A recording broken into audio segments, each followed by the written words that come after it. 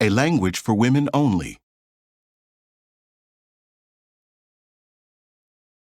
After her wedding, the young woman went to live in her husband's village.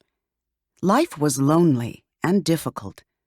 Her mother-in-law made her work hard all day. Her friends were far away. However, the young woman had a secret that helped her feel better.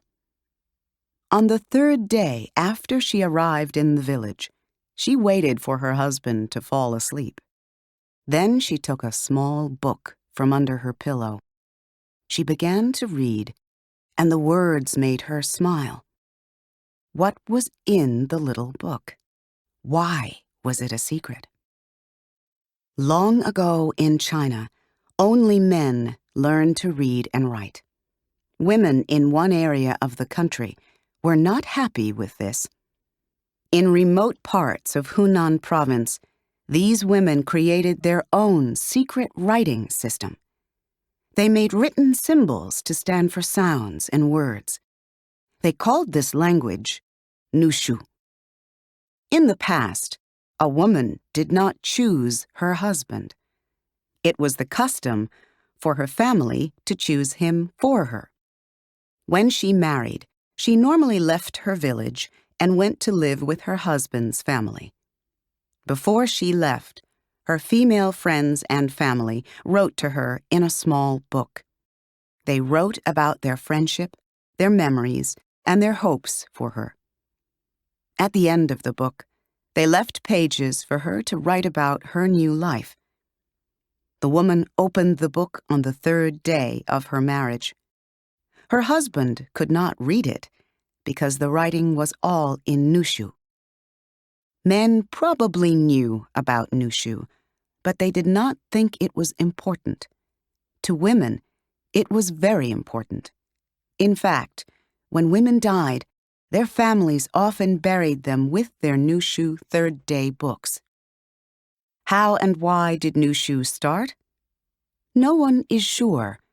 Some people think a lonely woman in an emperor's court created it to send messages to her sisters back home. Others think Nushu comes from a very old language. 4,000 years ago, people spoke a variety of languages in China. Then the emperor said people could only use Mandarin. A man who wrote in another language could lose his life. But women were not so important. Maybe they continued to use the old language.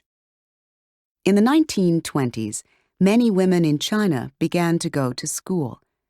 They learned to read and write Mandarin, and they did not need Nushu. In 1982, a teacher went to study the culture of Jiangyang, Hunan province. There, he learned about Nushu and wrote about his research. This was very exciting because there were no other languages in the world that were only for women. In 2004, Yang Huangyi, the last woman who secretly used Nushu, died. Today, there is still a lot of interest in this language. In fact, tourists from all over the world go to Hunan province to see examples of the secret writing in a museum. Some women even go to a special school to study Nushu. This secret writing is not a secret anymore.